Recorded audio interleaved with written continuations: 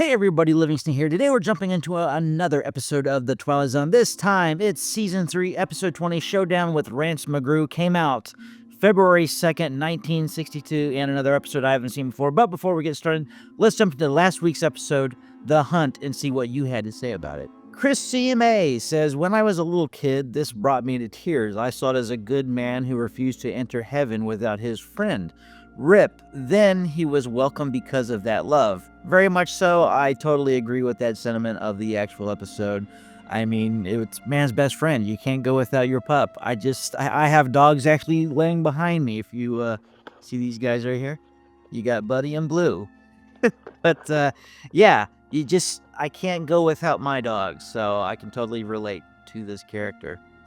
South Cal Paul 487 says, one of my favorites, a dog got a right to have a man around just the same as a man has a right to have a dog around, if he wants to be in any way happy. Yeah, totally agree with you, buddy. I mean, again, love my dog, so I can't see it any other way. Eric Jansen 394 says, it feels like it was supposed to be a bit of Jed Clampett whimsy, but Arthur Honeycutt is so backwoods grizzled it feels like some retold Appalachian tall tale. One of my favorite spot that Twilight Zone vet character actors. Yeah, I definitely enjoyed him in this role. I think he did a very good job as playing the character, what'd they call him, old man, and he was always calling her old woman. But yeah, definitely enjoyed this episode. One of my favorites probably in Season 3 thus far. We still have a little ways to go until we get to the end of it, but it might end up in my top 5. Craig Fresh 575 says, my all-time favorite episode. You can't tell me that God giving us the bond with dogs didn't give them some sort of soul. Very true. I look at my dogs and I can see what they're feeling and how they are acting and can tell when they're happy and sad, so definitely relate to that. Bunny says, The Hunt, my favorite Twilight Zone episode. Another is The Grave, or The Hollowing Man. Not sure if I've seen The Hollowing Man yet or not. The Grave feels like I might have seen that one. Sean Bumstead 1250 says, one of my favorite YouTube's wonderful dog passed away on February 3rd named Kiyush, and I know that had to be hell because we know he went above the rainbow bridge to heaven. Yeah, it's difficult losing a pet. I've lost a few in my life and definitely don't like the feeling of losing one, so it definitely hits you hard when it does happen, and sorry to hear about that. Greg number 5, I see dead people. Cool. Nanny's hubby says, Arthur Honeycutt made a living playing old codgers and backwoodsmen, so he was perfect for this role. Excellent chemistry between him and Jeanette Nolan. Assuming I made it, hopefully there's dogs and cats in heaven. Yeah, I mean, I've had both great dogs and cats in my life, so I hope they're up there to greet us. And, you know, it's going to be hell for the person who had, like, many animals. I have had maybe 4 or 5 well-known animals that I considered mine. Besides that, going forward, if I have another 4 or 5 dogs going forward, that means I'll have about 8 to 10 dogs waiting for me at the gates of heaven. So, I don't know, maybe I should... That's not a bad number to have that many dogs. Maybe I'll have a pasture up there and they can just all run around and have fun. Michael Alexis Stallings says, one of my favorite episodes, the line that a man will walk right into hell with both eyes open, but even the devil can't fool a dog. One of the best lines from the series. I have to agree with that. I definitely liked that line when it was said in the actual episode. And yeah, dogs can typically read a person and know exactly what that person's all about. And sometimes it could be just a smell on them that they don't like too. But sometimes they just have that sixth sense about them. From the Sidelines says, at 1458, apparently Rachel Simpson was so distraught over losing her husband, she literally died of a broken heart. Well, that's sad to hear. I mean, I know that's happened in the past with a lot of married couples. I mean, heck, The Notebook was based on a story like that. I don't know if the story was true, but I mean, I know it has happened in the past. Same with, I'm trying to remember what her name was, but you had Carrie Fisher, who passed away, and then like 1 or 2 days later, her mother passes away, who was also a popular actress. So it does happen. You can die of a broken heart, sadly. From the Sidelines, it continues on, says, Earl Hammer's story was originally dramatized on a live daytime episode of the Kate Smith Hour on January 15th, 1953, featuring James Dean. A young James Dean, because he was pretty young when he was making his films. I think he die like in 1958 or 57 or something like that. No, it was in a car crash. He was in his Porsche, and he didn't make it out of that one alive. And yeah, he had like 2 or 3 movies come out within a year, and it just made him this massive symbol that has lasted the test of time. It's crazy how long the guy has been in the pop culture since his passing about almost 70 years ago. It's kind of crazy. Ben Rositas 8068 says, I'm a dog person, so this one has always hit me right there. Yeah, I gotta admit, when I was watching this episode and I knew that they were burying the dog, it kind of just very, very closely, gave me a tear in my eye, and definitely hate the feeling of losing an animal, bud. So definitely can see where you're coming from there. Cliff Christie 5865 says, not a Western, not even close. And Earl Hamner, of course, is the creative force behind the Waltons. I did read that in last week's episode. At the end of every episode, I like to read the trivia that they have on IMDb and kind of go through the episode a little more and see if they have anything to kind of discuss some of the behind the scenes when it comes to making the episode. I thought it was a Western right off the bat because it was the harmonica, and you had somebody in a cowboy hat, and they were walking around with their dog going hunting. You kind of had like, oh, Wild West. I mean, of course, it became more of a homestead sort of thing, and the guy was living out in the middle of the woods with his wife for 50 years, so it was just like 2 homesteaders. And yeah, I guess it wasn't a Western per se, but it had that kind of vibe at the very beginning, so it gave me a little bit of a break. Faye Callahan says, if it weren't for the silly dog, he wouldn't have been drowned to begin with. This is very true. People die for a lot of stupid reasons. It's sad to say. Sometimes people die because of these circumstances. I'm sure it's happened at some point where they went in to get a dog out of trouble and suddenly they are the ones in trouble, end up dying in the process. I think it happened in Florida about last year or 2 years ago where a woman went down to a canal to help her dog get away from an alligator, and she ended up bitten. I think she ended up getting dragged in the canal by the alligator and didn't make it out, and yeah, blame it on the dog. But well, hopefully people stay away from the sewers and the possibility of things that could potentially take you down. But yeah, you just never know how you're going to go out. Jonathan Stein says, I don't know if this is a Western. It has more of an Appalachian feel to me. Yeah, kind of went through that in the last comment, but totally understand where you're coming from there. Robert Jewell 9727 says, I have roughly 20 favorite episodes that could have all be number ones, and this is one of them.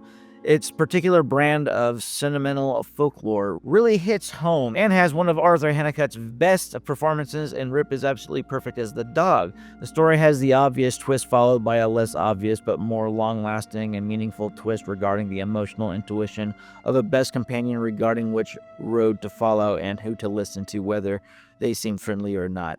Very true. Always listen to your dog. Moral of the story.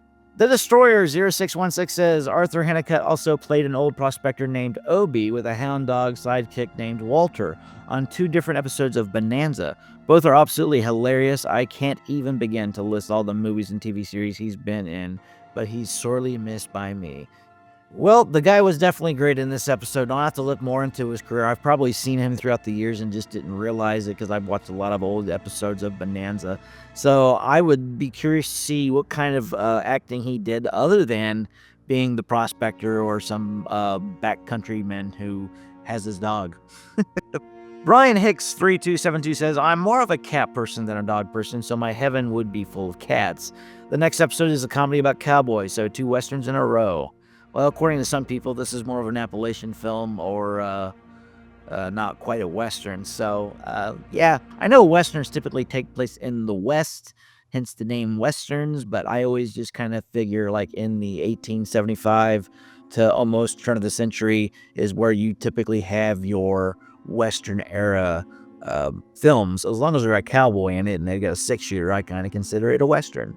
But I guess this guy isn't really a cowboy with a 6-shooter, so I don't know, I guess you would just say it's a period piece. Jack Dorsey 4850 says, I am 75 years old and still get misty-eyed over it. Yeah, I think the older I get, the more sentimental I get, so I think it's going to get worse. So by the time I'm 75, maybe I'll be crying at sunsets. Who knows? So, but thanks everybody for the comments. Very much appreciated. Let's dive into the episode and see what we're getting into. The Twilight Zone.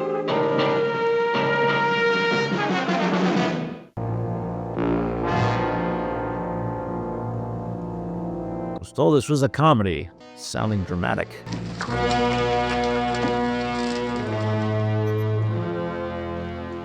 He ain't here yet. He'll be along.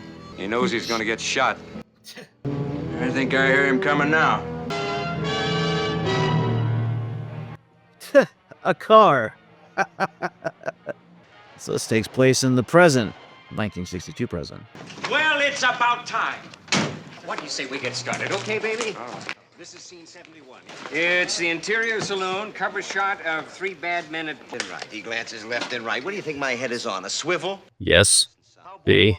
All right, Rance. We'll shoot it your way, any way you want. In a minute, my stomach is killing me. These scenes, these miserable, emotional scenes. Second team out. The star is here. Thank God. It's putting us behind. Odd years ago, a motley collection of tough mustaches galloped across the West and left behind a raft of legends and legerdemain.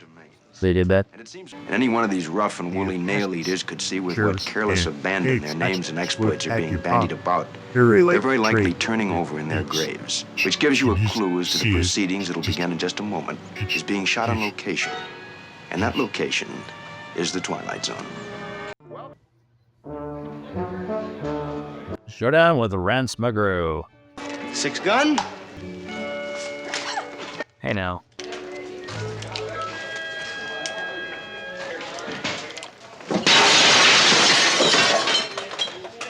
Dress it up. We'll wait for the new glass. You win. Placing bets. All right, action. Howdy. It's a hell of a haircut for the bartender.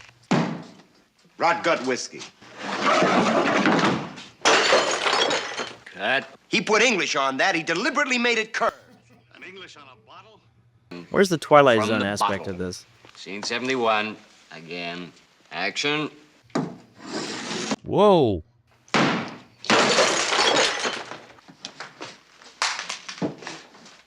That's how a real man drinks. All right. That's how you do it. Guess you boys know I'm the marshal. We heard tell. I guess you know that Jesse James is on his way here looking for me. Or something else I know that you don't know that I know that you know Jesse James. You just tell him I'm going to be here waiting for him. You figured I'd bluffed you.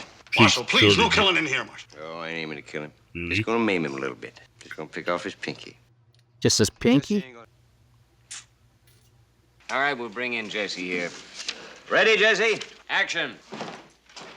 Whoa. Entrance. Way to make an entrance? Marshal McGrew, ain't it? Yep. Yep. You're about to breathe your last, Marshal. I don't think that's how you stand. Whoa. He's a good shot. Oh, they used a real gun.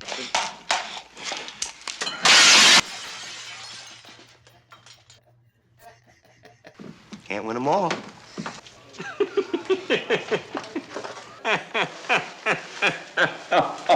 Can't get your break. This is it. You and me, man to man. Mano y mano.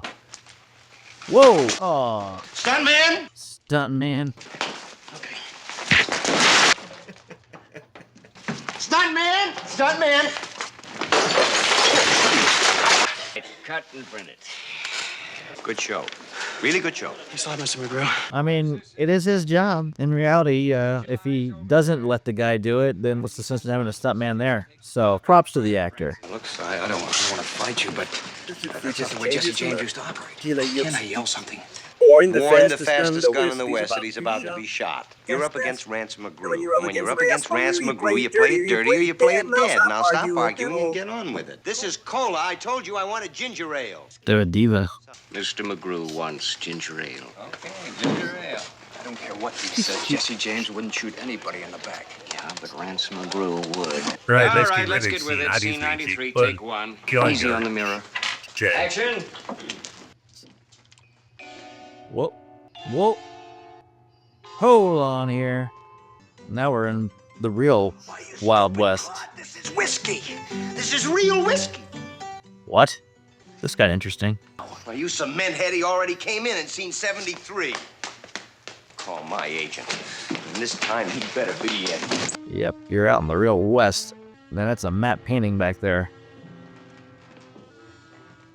Uh-oh. Jesse's a lot bigger in real life. The real Jesse James, So, not bitch, that sign up side for a of bitch pork that's that's play been act. play acting me. Cut. This- Rance McGrew. No. That away. Got the wrong guy. You wouldn't be him, huh? Nope. I'm just a marshal, and I'm Rance. You're supposed to be tough. You don't look so tough to me. You know what you look like? Chicken? You look kind of like a marshmallow. Did they have marshmallows back then? Come on, Marshal. First, we'll have a drink. And we'll have a talk.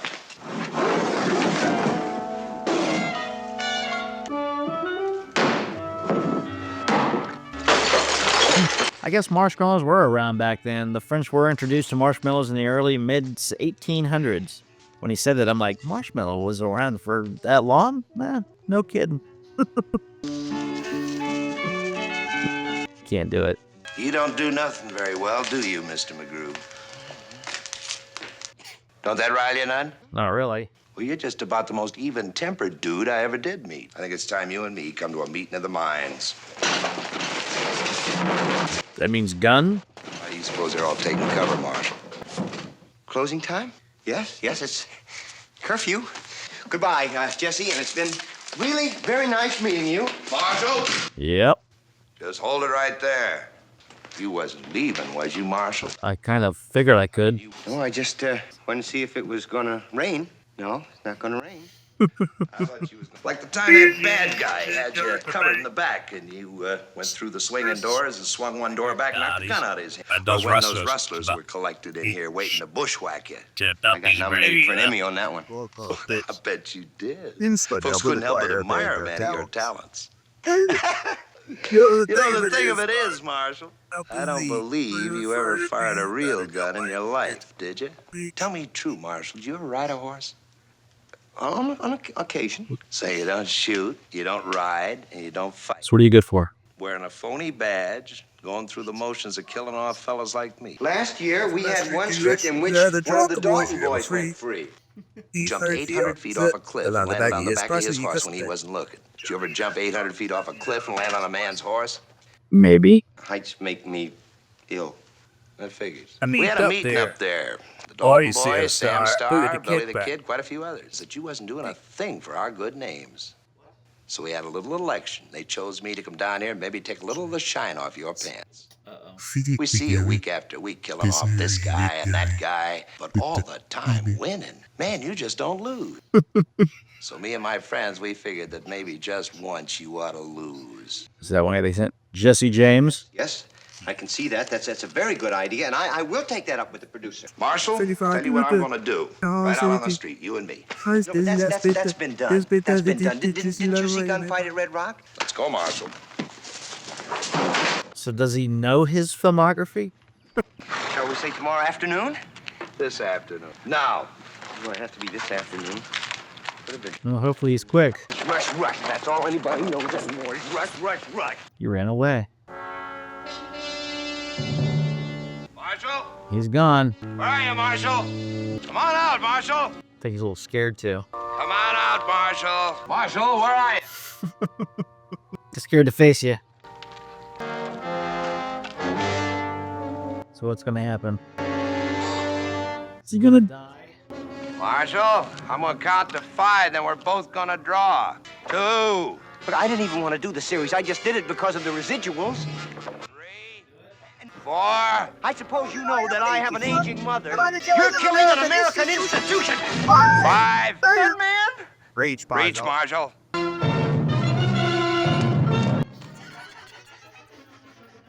This guy could not draw a crayon. Jesse, give me a break. I'll do anything you say, Jesse. I'll do anything you say. Just give me a break. Can't act any better than you can draw. Jesse, I'll do anything you say. Just give me a break. Jesse, I'll do anything you say. Just. Anything? You just name it. Marshal, maybe you and me ain't too far away from a bargain. Oh yeah? But I'll sure think about it, son. You mean you're not going to shoot me down? Not today. I'm gonna stick around and make sure that you have to play it careful from now on. We may be stiffs up there, but we're sensitive. Oh. Jesse? Jesse? So what happened? It isn't whiskey, Mr. McGrew. It's ginger ale, just like you ordered. You all right, Rance? Yes, I'm all right. Yeah, I'm fine. All right, now, let's get this shot now. He's about to shoot a scene. Says he's Rance's agent. My age? What? Find out what it is he wants, what it is you want, and what it is we can shoot. Is it gonna be Jesse James? Howdy, Marshal. Yeah, but not Jesse James. Same guy though. You said anything, and anything is the following. I'm gonna stick around from picture to picture to make sure you don't hurt no more feelings. He's lost He's a lost a lot of blood, his he's weak as teeth. Watch Knock from you that through window that or then window he's and go. make his getaway. Peace. That understood? It's a... Ty, Yeah? I have a great idea for something I think might be a fun shot. Are you out of your mind? Jesse does what? All right. Scene 93, take 2. Stuntman. Oh, he didn't yell for the stuntman. Now, about next week's episode. He whirls around, and he fires from the hip, shoots the lamp right out of your hand. Now, in 2 weeks, I think we ought to give Sam Starr a break. Awful good to his mother. But nice. And the metamorphosis of one Rance McGrew, formerly phony baloney, now upright citizen. It's the way the cookie crumbles and the six-gun shoots in the Twilight Zone. Well, that was a strange episode if I ever did see one. I mean, it's not one of my favorites, but it definitely isn't one of the worst ones from the Twilight Zone repertoire of episodes. But I did have some laughs. I thought it was an enjoyable episode for the most part. And then him basically going back in time and facing the real Jesse James and then coming forward with him becoming his agent at some point. A bit strange. I mean, I wasn't really drawn into this episode for some reason compared to other ones. Typically, the light-hearted Twilight Zone episodes don't touch me as much as the ones that are more dramatic or have more of a horror or sci-fi feel to them. Let me know, comment below what you thought of this episode. I would love to know your thoughts, and I will discuss those comments in next week's episode. But let's jump into some trivia and see what it took to get this episode off the ground. This episode reunites director Christian Nyby and actor Robert Cornthwaite, who previously worked together on The Thing from Another World 1951. In this episode, Cornthwaite plays a nervous and frustrated director who has to deal with a vain, bumbling cowboy actor. On the DVD commentary, Cornthwaite states that Nyby told him to play the director character as a funny version of Nyby himself. Cornthwaite praised Nyby's sense of humor. In the showdown sequence, when Randy McGrew is backing away from Jesse James, the funeral parlor comes into view and reveals that the funeral director is C. Nyby. This episode is directed by Christian Nyby. Well, that's it. Don't forget to like, share, and subscribe. Continue on this voyage to episode 156 of the Twilight Zone. Until next time, see you later.